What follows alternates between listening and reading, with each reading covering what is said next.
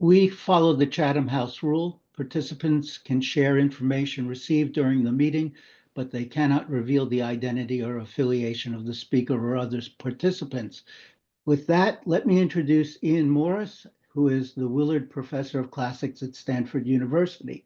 He has chaired the Classics Department, directed the university's Archaeological Center, served as Senior Associate Dean of Humanities and Sciences, and won the Dean's Award for Excellence in Teaching.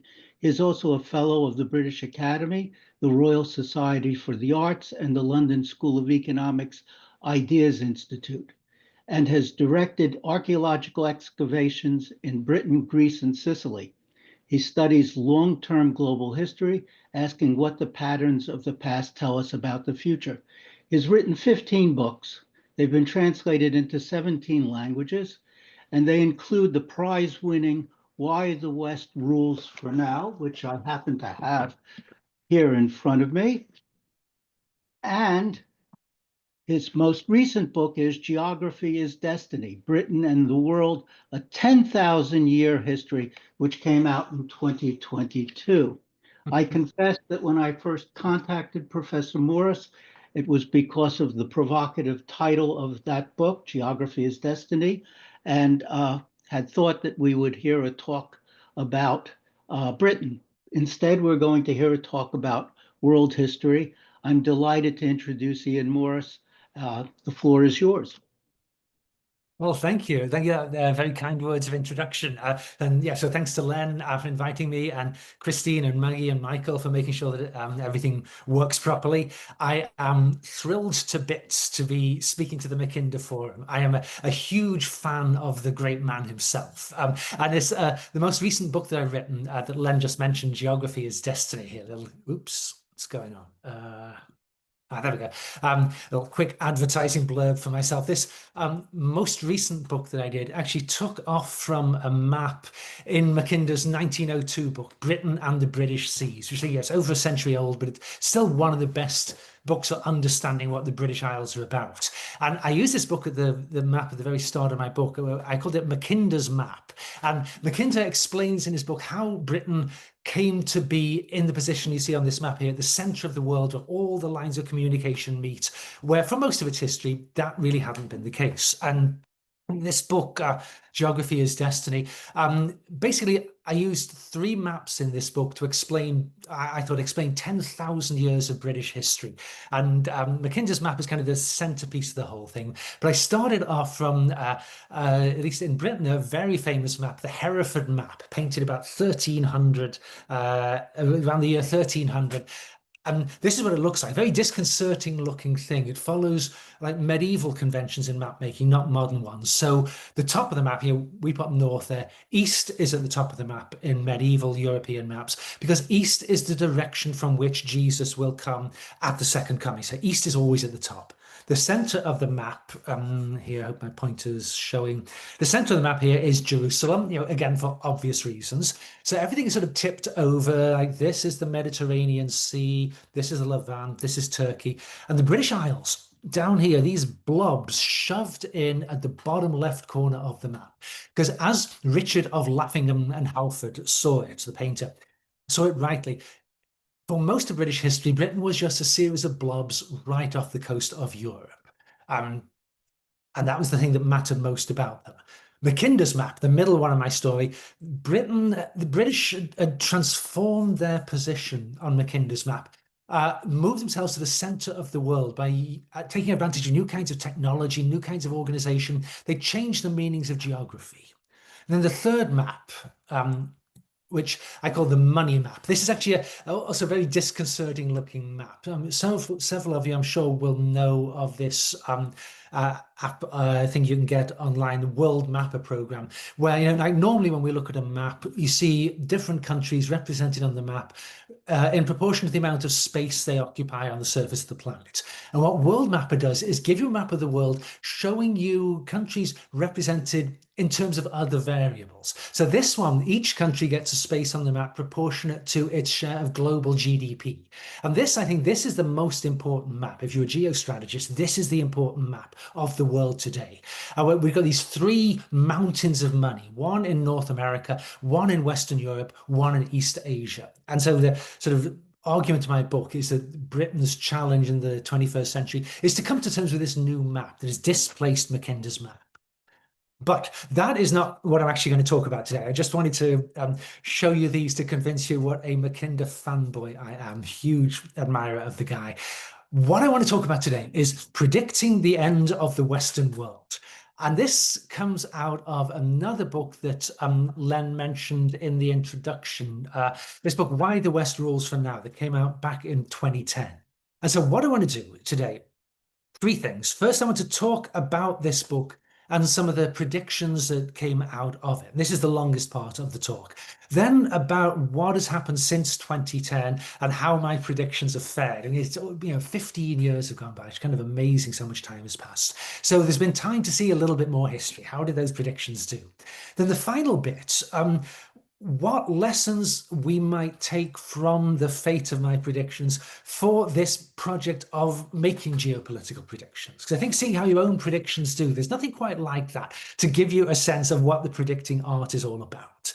So that's my plan then. Three parts, a little bit about some predictions I made, how they fared, and then what that tells us about the nature of trying to predict the end of the Western world. Okay, so as Len mentioned, my day job, I am a professor of classics. Greek archaeology is my main field. Here you see me doing Greek archaeology, learning from experience the effect that time has on people as well as ruins. Obviously, don't go quite like that anymore. This, I think, was taken back in 1987 when we were excavating a temple on one of the Greek islands. So, professor of classics. Now, there are a lot of professors of classics out there in the Western world today. Almost every university, every college has at least a couple of them. Now, we are really very abundant creatures, at least compared to professors of anything else in the ancient world. Ancient Africa, ancient Mesoamerica, even ancient China. The classicists, we are relatively abundant compared to them. And the reason for that is an idea that goes back to the 18th century, started off in northwestern Europe, when Europeans were looking around the world and saying, how is it that all of a sudden we seem to be taking over the world? And this new theory they came up with was that the ancient Greeks, and I should say this is a photoshopped picture. I'm very disappointed when I discovered it was fake. It was first published during the Greek financial crisis in 2010, and someone had photoshopped the lightning bolt in there. But the idea was the Greeks, around 5th century BCE, the Greeks invent this unique culture, unique civilization that we as Westerners have inherited. And this makes us different from and better than the rest of the world. And this is what I like to call a long-term lock-in theory, that something happened in the distant past that locked in Western domination of the globe and kind of explains the shape of the world today. It all comes from Greek civilization. Now, this idea, as I'm sure you're aware, this idea came under increasing pressure during the 20th century, and particularly in the late 20th century. And one of the big reasons this idea came under more and more pressure, one of the big reasons was the economic takeoff, first of all, of Japan and then of China. If it's true that Western superiority to the rest of the world was locked in 25 centuries ago, how is this happening? This should not be happening. China is catching up with the West. And so I started getting interested in this in the mid-2000s. Right around the time of all the anxiety, the China price panic, that the Chinese are taking over the world. And, like everybody, I was vaguely interested in what was going on in the world. But I began getting interested in this as an academic question. Like, if the intellectual foundations of my profession are correct, then none of what is happening should be happening, because the world should not be so changeable. Western superiority locked in deep in the past. And the more work I did in this, the more I looked at it. And actually, Jack Goldstone, who's here with us today, his papers had a big influence on the way I was thinking about this. The more I thought about it, the more I got this sense that a lot of the time, the long-term lock-in theorists and people who I took to calling short-term accident theorists, who said Western domination is just a short-term thing, could have not happened at all, these people were kind of talking past each other, defining terms in different ways, defining what they needed to explain in different ways, using different methods. So I started to think what we need is some way that will kind of force people to the same table, use the terms in the same kind of ways. Then maybe we'll start moving toward an answer. And so just because I think of the way my mind works, I thought really something kind of quantitative will do the job best, where we can all look at the numbers and then start arguing about why the numbers are the way they are. What we need is like some kind of index that will measure social development over the long term and say, make it clear. Is a long-term lock-in theory correct? Does Western lead go back into the distant past, or is the short-term accident correct? Is this something that just happened recently? And when I say long-term, I do mean like really long-term. I wanted to go back 16,000 years to the last part of the Ice Age and see what these long-term patterns were. So this is what I did, and I had a lot of fun doing it. There are many, many technical and definitional issues involved in doing this, and I'm happy to talk about them afterwards. But I will cut to the chase. What I came up with a graph that shows us the shape of global history over the last 16,000 years. And this is what this graph looks like. So yes, give you a moment to look at my graph. Now, obvious question, what are we looking at here? Along the bottom axis, we've got time from 14,000 BCE through to 2000 CE, which was my cutoff point. Vertical axis, we've got points on this social development index that I made up that had a maximum possible theoretical score was 1,000 points for the year 2000. And then the two lines on the graph, the blue line is for the Western world, the red line for the Eastern world, showing you their scores on this index at different points in time. Okay, so that's the layout of the thing. What do we see? Well, frankly, not very much. I mean, unless your eyesight is a lot better than mine, which is distinctly possible at this point in the game, not a lot going on here. These lines, I think, well, two things you can say about this graph. The first is that not much happens. The lines hug the bottom of the graph through almost the whole. You start off the left, go all the way to the right, almost the whole of the graph, the lines hug the bottom. And then about 2-3 centuries ago, they suddenly take a 90-degree turn, almost 90 degrees, and shoot straight up. The blue line for the West going higher than the red line, but shoot straight up. Now, obviously, up to a point at least, the second of these observations explains the first, in that the lines go so high, 906 points of the Western line, they go so high that in order to fit them on the graph, you've got to squish down all the earlier scores into the very, very bottom part of the graph. So this is not an ideal way to look at the scores. So the next graph I'm going to show you, it's exactly the same data, exactly the same scales on the graph, but this time it's a log linear graph, an exponential scale on the vertical axis. So each unit here goes 1, 10, 100, 1,000, standard way for representing rates of change in things. So my spiraling credit card debt, this is the kind of graph you would want of that. This graph shows you the same data, but very, very different things now leap out at us from the graph when we do this. And I think 4 points in particular that we see on this graph. First of them being that the blue Western line has been ahead of the red Eastern line for 90% of the time since the last Ice Age. So that's the first big point. Second big point, not 100% of the time. So if we really had a long-term lock-in theory, it should be 100% of the time, but it's not. For about 10% of the time, a 1,200-year period that you see here, the red Eastern line is higher than the blue Western line.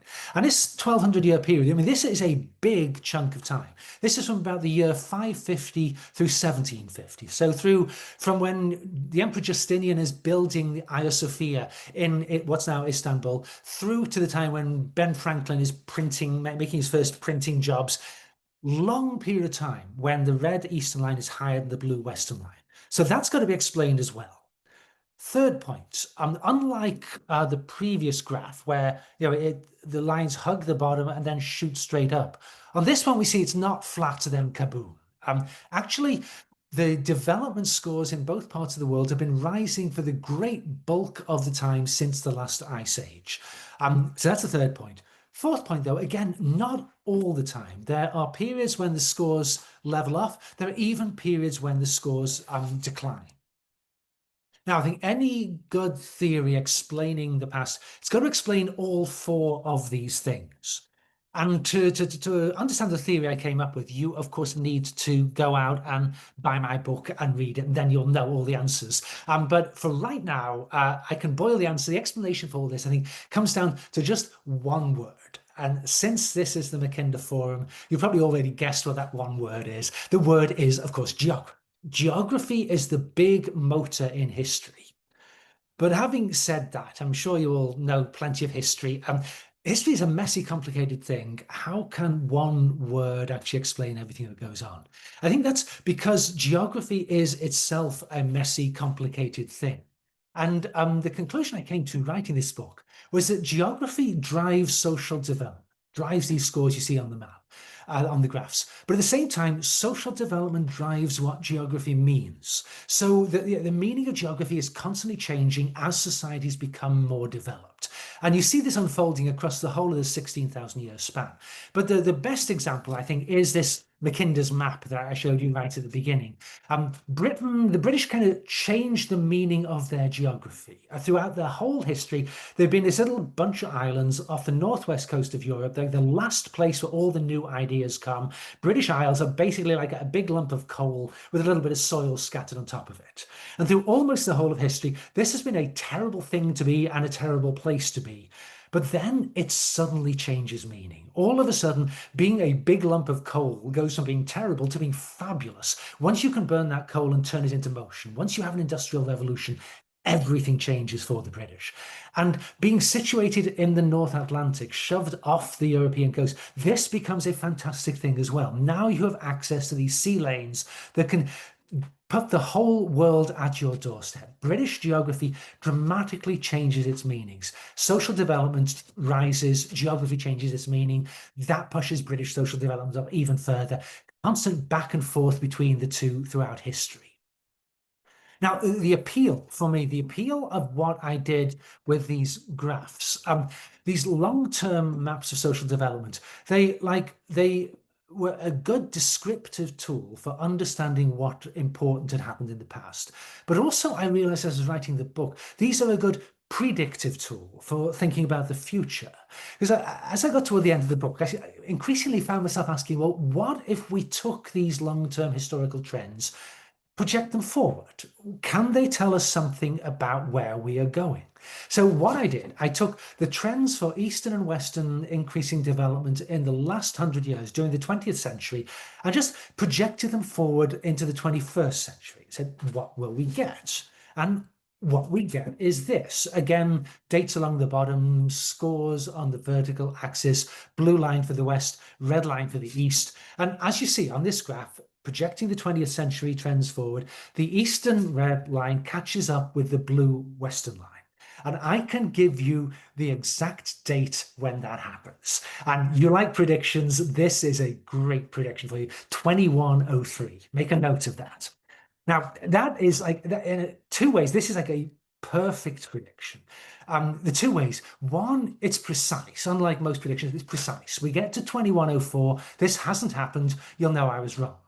Second way in which it's perfect, we get to 2104. I'm dead. I don't care if I'm wrong or not. That's the other thing that should always go into your predictions. Will I still be alive when people get to find out whether this was true or not? So, perfect prediction. But also clearly a certain element of silliness in my prediction. One being, what does it even mean to say Eastern development catches up with Western in 2103? 2103, kind of a meaningless date. But then the main reason the projection is silly is that it's based on assuming 20th century rates of change in social development in East and West just continue through the 21st century, when there's no reason to think they should. And looking back on history, every reason to think they should. This is would be very unusual to have a century on century steady rate of change in social development. So what all that this chart actually does is say to us, other things being equal, which is highly unlikely, other things being equal, this is what we should expect. And I think it helps us focus attention on why the trends of the past might not be relevant to the 21st century. It tells us what will happen if they are, but also I think gets you thinking about what could derail this steady state picture of the 21st century. But anyway, okay, so all of that that I was talking about so far, that's been relevant to where these lines meet and cross on the horizontal axis down here in the year 2103. I mean, this is now where I think it gets a bit more interesting. What about where they cross over here on the vertical axis? They cross at round about 5,000 points on my social development index. And give you a sense of what does that mean.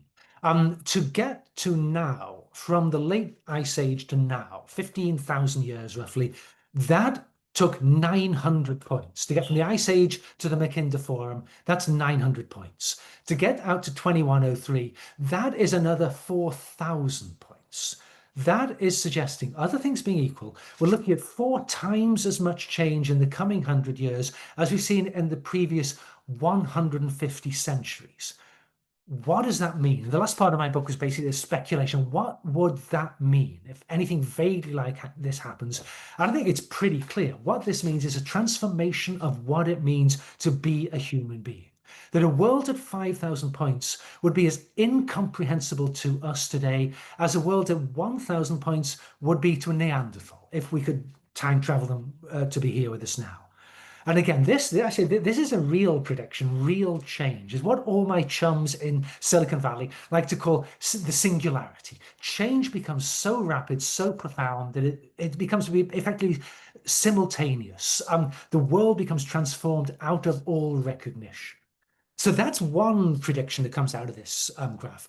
One more prediction before I stop on this part of the talk. Another prediction, looking back at the long-term pattern of development. Here is the same chart of the exponential and logistical increase in growth rates you've seen, but with an extra line drawn onto here, this yellow line. This yellow line represents one of what I think we can see a number of these during history, what I took to calling hard ceilings. And these are points where the current way of doing things can take you up to a particular hard ceiling, then you cannot get through that hard ceiling. So if you're a hunter-gatherer, you can rise to a certain level of social development, say 7, 8 points on my index. You cannot get through that unless you transform yourself into an agricultural society. If you become an agricultural society, you can get up to the same sort of level, but so say the Roman Empire here, Song Dynasty China over here, those both get up to about 42, 43 points on my index. You cannot break through that unless you develop an have an industrial revolution, untap the power of fossil fuels, unleash all that energy.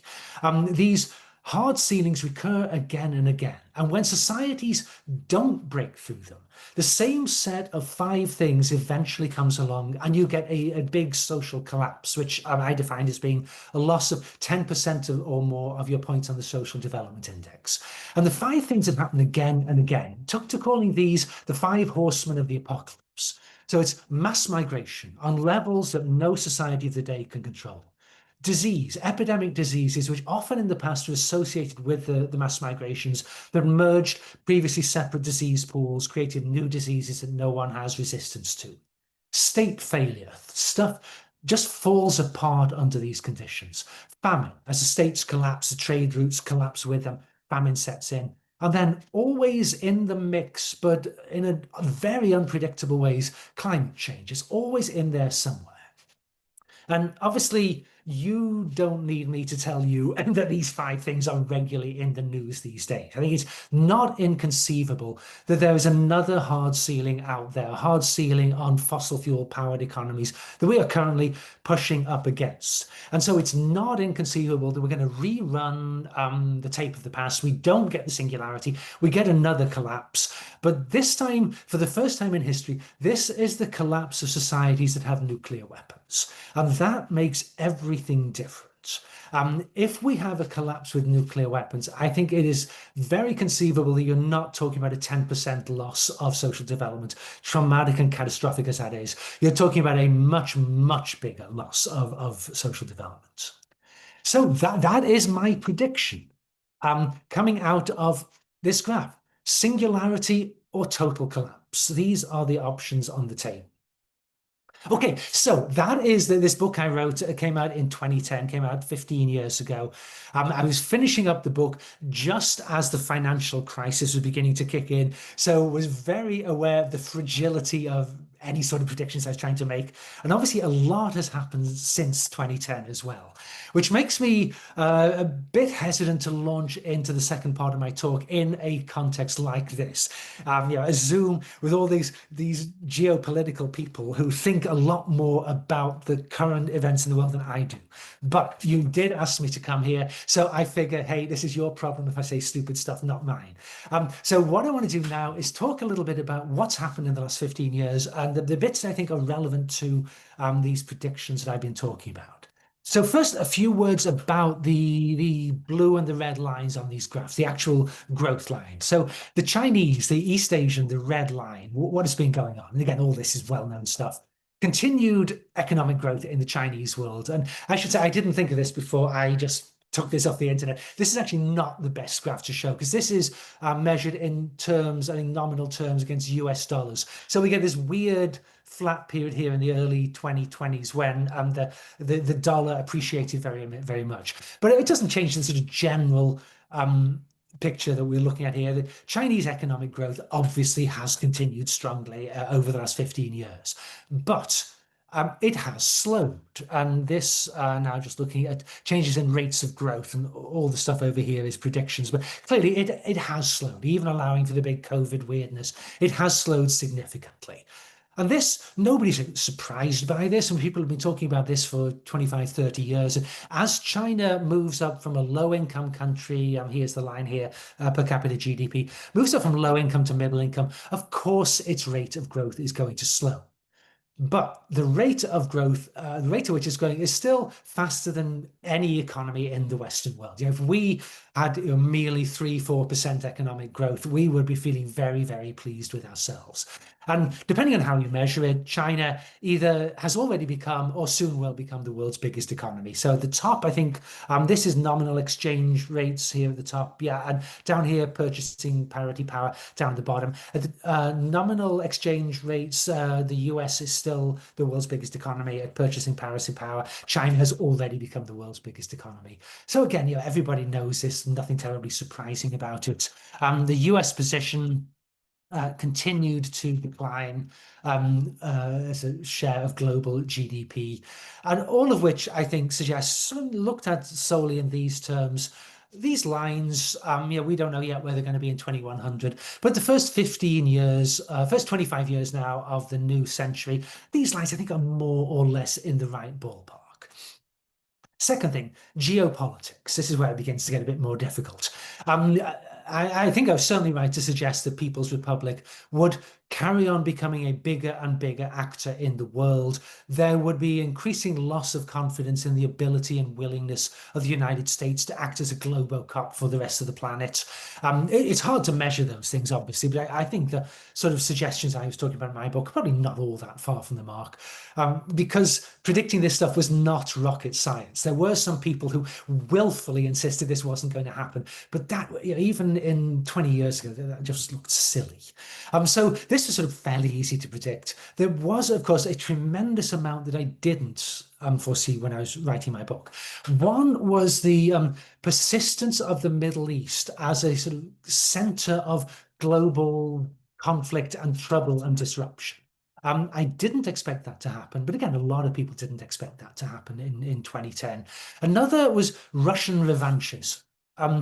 I didn't really think about this as being likely to be a major thing in geopolitics over the coming 15 or 20 years. And I made a lot more, actually a lot more, rather more detailed predictions about geopolitical things in a book that I published in 2014 that you see here, another advertising blurb from me.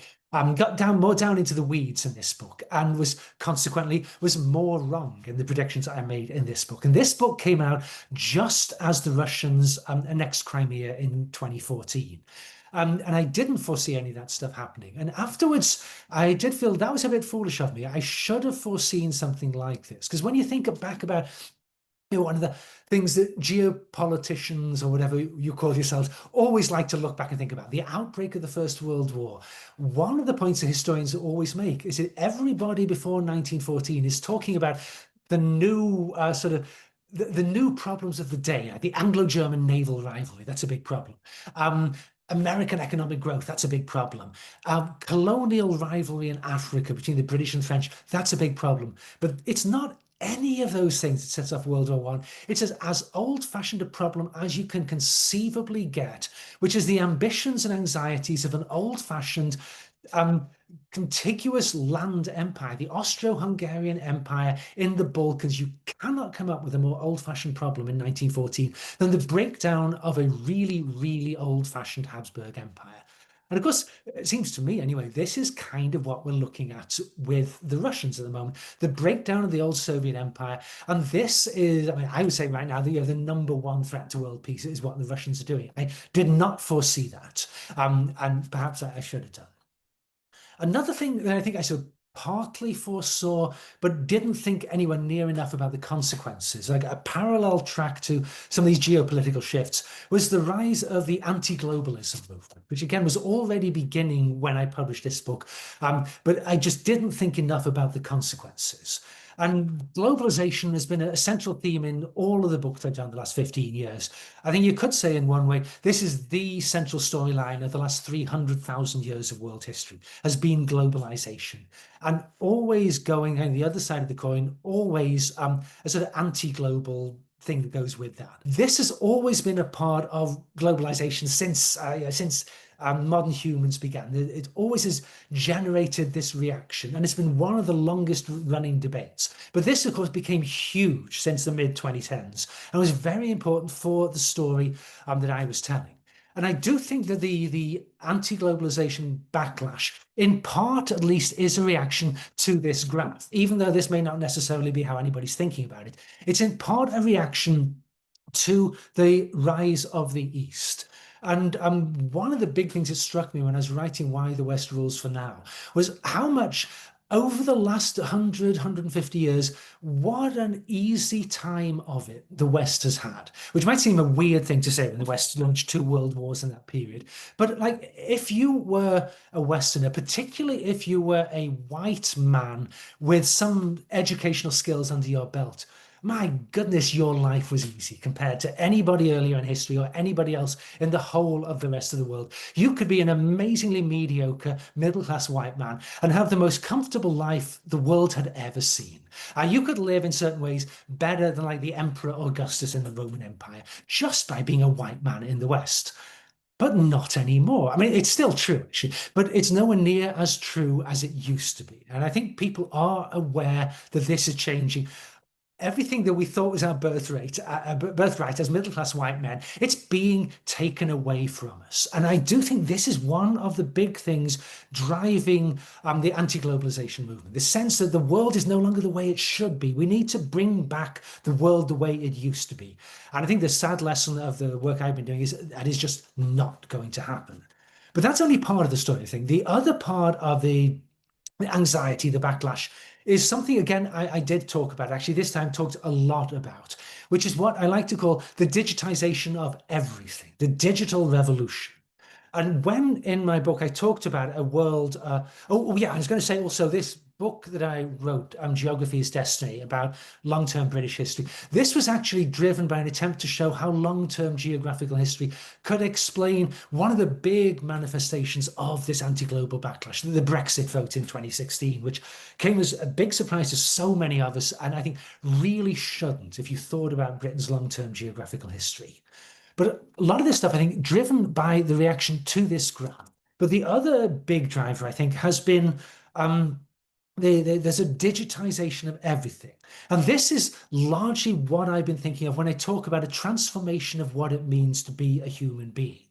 And at the time I was writing, the late 2000s, when I was thinking about a digital-based transformation of the meaning of humanity, what I was thinking about largely was this graph and others like it, which I'm sure will be familiar to many of you, Ray Kurzweil's graph from The Singularity is Near, about how we were rapidly moving toward a point where we could have a neuron by neuron scan of active functioning human brains and supercomputers powerful enough to upload all those scans onto them and run them simultaneously and beam them up into the giant database in the sky, where we would merge all our human intelligences and become a super intelligence with greater thinking power than every organism that ever existed in the entire history of the planet.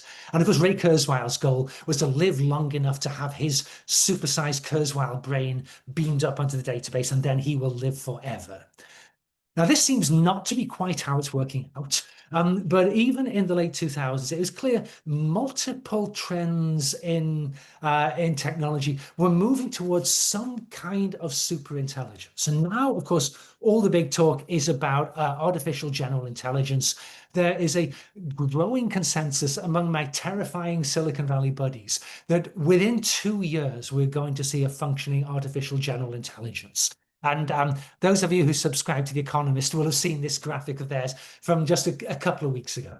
And they ran a very exciting, but very alarmist special edition about how artificial general intelligence is going to transform the global balance, transform economics, transform everything. We'll enter a world of 20 to 30% per annum economic growth, where the rewards from this growth will be captured by an increasingly shrinking minority.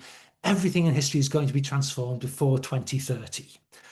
Now, you want an example of how alarming this is. This has reached me. And stuff like this doesn't affect people like me. University professors have been uniquely insulated against all the terrible things that technology has brought along with it in the last 30 or so years.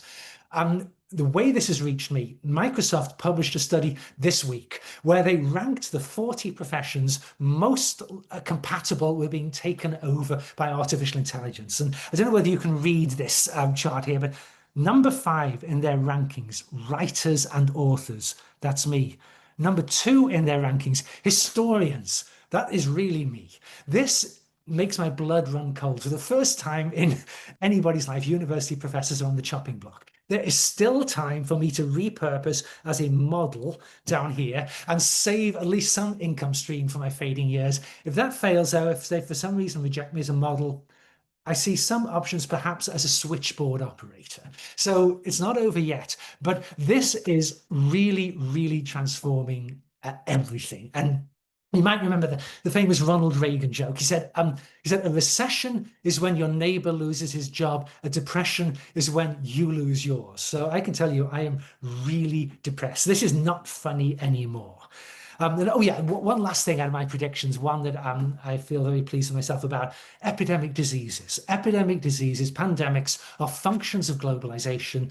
I think it was glaringly obvious to anybody who thought about it 20 years ago, there were going to be major pandemics. And again, it just astounds me that there could be intelligent, educated people who thought COVID or something like it was not going to come. So again, I got my predictions dead right on that. But again, you had to be just willfully ignoring history not to think something like that was going to happen, not to think that things like that are going to keep on happening. One last prediction, and then I'll shut up about these. They're made in a book that came out in 2015, Foragers, Farmers and Fossil Fuels. It was about democracy, which I didn't talk much about in my earlier books, but did quite a lot in this book, where it seems to me democracy against all the odds. If you look at long run history, democracy is rarely, in the last 5,000 years, democracy has rarely been favored. When democracy becomes a popular way to make decisions, it's when people become convinced that it is the best way to make decisions and find answers in the current state of technology, geography that you live in, which happened in the 19th century. When people become convinced that democracy is no longer the most efficient way to make decisions, it goes away. And it seems to me we are living in a world where everything is leaning toward making democracy not the best decision-making process mechanics, particularly the rise of artificial general intelligence. When we have machines that know more about everything than we do, who could possibly think democracy is a good idea? So that was another prediction I think I got spot on in that book. Democracy, I mean, the Churchill line, democracy has been the worst way to make decisions except for all the others that have ever been invented during a 200-year period, which gives every impression of now coming to a close. Okay, final part of the talk now. I'm going to wrap up. So people do sometimes ask me how I think I did on the predictions. And I actually think I did rather well. I could have done a lot worse on them. But if I'm going to be honest, when I start thinking about it, what I actually did, I did well in particular ways and I did badly in others. And I think to wrap up, that's what I think is quite interesting about the fate of the ideas that I was having. Like, one time, this was in the early 2010s. I was speaking at a financial event. They invited me along to be a speaker and to a bunch of other speakers. And one of these speakers was a meteorologist. And I've always had this very unfair prejudice that meteorologists are not the most interesting group of people in the world. So anyway, this guy stands up and he is absolutely fabulous. Talking about weather forecasting, he's absolutely fabulous, hilarious. Although I forget his name, but he was great. And he says, he's talking about weather forecasting. He says, okay, weather forecasting. The way you do weather forecasting is you construct an ultra detailed, as detailed as you possibly can, an ultra detailed model of what the weather is doing right now. And then you run your model and stop it in 30 minutes time and say, what will the weather be doing in 30 minutes time? And your weather can give your model can give you an extremely reliable prediction based on now, what's happening in half an hour. You ask it tomorrow, it's going to give you a pretty good, it's going to think about all the variables to give you a pretty good prediction of what will happen tomorrow. Ask it a week out, it's not bad a week out. He said the variables and the possibilities multiply, but a week out, it's not bad. And of course, we all know this from just looking on our cell phones. But you ask it 10 days from now, at 10 days, the variables and possibilities are multiplied so madly that what your model will give you, it's no better than guesswork at 10 days. And these long-term forecasts telling you what it's going to do, is it going to be rainy in January? They're just making it up at that point, absolutely worthless. So he says, that's what weather forecasters do. And that is completely different, he says, from what seasonal forecasters or climate forecasters do. They don't waste any time constructing ultra-detailed models of what the weather is doing right now. They look back at the past, look at broad trends in what it's been like in January, what it's been like in July, going back as far as weather forecasts go back to the 19th century. And from those, they tell you that on average, it's likely to be X in January. And looking at the trends, we can say probably the amount of change we're getting, it might change to within these parameters. And these climate forecasts are really good, but they're not weather forecasts. They're completely different from weather forecasting. And so listening to this guy, of course, it leaps into my head, oh, that's what I do. I do seasonal forecasting. I don't do weather forecasting. Most geopolitical people, they do weather forecasting, very detailed knowledge of the world right now, which gets sort of increasingly less relevant as you go forward. But I do long-term seasonal forecasting. So I look at these, oops, where do we go? Look at these long-term trends, try to identify what they are, push them forward into the future, and talk about what might derail them from these long-term trends. And what this sort of forecasting produces, a bit like with the climate forecasters, produces not so much precise answers. Like if 2103 with the lines crossed, precise answer, that's a sort of a silly answer. What this sort of forecasting tends to do, I think, is a bit like the climate forecasters. It produces sort of either or scenarios. It doesn't tell you this is what it's going to be. It tells you these are the likely outcomes. Singularity or the worst collapse the world has ever seen. Those, I think, are likely outcomes. Both of them are likely outcomes. Anything in between is not likely.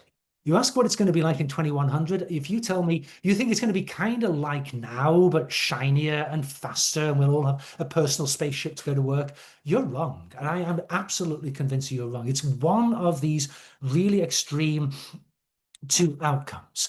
And I think geopolitical forecasting probably is pretty good up to a week out from now. And that's why Harold Wilson famously said a week is a long time in politics. Like the weather forecaster says, a week is a long time in weather forecasting. A week is a long time in politics. A week from now, the variables have multiplied so madly that if you really think you know what's going to happen a month from now, you are kind of making this up, I think, pulling the wool over our eyes. And I was delighted to see on the Forum Mackinder's website, down toward the bottom right there, weekly geopolitical news bulletin. Yes, you are right. Keep it weekly. Do not make it a fortnightly news bulletin. Definitely do not make it a monthly news bulletin. When geopolitical forecasters talk about what they think President Trump, President Xi are going to be doing a week from now. Oh, actually, maybe I was going to say you've got a pretty good chance it's going to be accurate. Maybe not anymore. A few years ago, when you talked about what the various presidents were doing, there's a pretty good chance it was going to be accurate up to a week from now. Maybe less so now. Obviously, I think this kind of geopolitical weather forecasting, this is really important. We can't make any kind of plans if we don't have this. But I think geopolitical seasonal forecasting is also really important. And I think that the seasonal forecasting is more likely to be right than the weather forecasting as well. The long-term broad brushstroke stuff, I think, is more likely to get it roughly right than the super detailed short-term kind of forecasting, or at least be more likely to yield the right questions, that the weather forecasters will then know what they should be worrying about. And that, I think, is a good place for me to stop. I told you what I think are the right questions. Hand over and you can ask your questions. Thank you very much for listening to me. I'll stop there.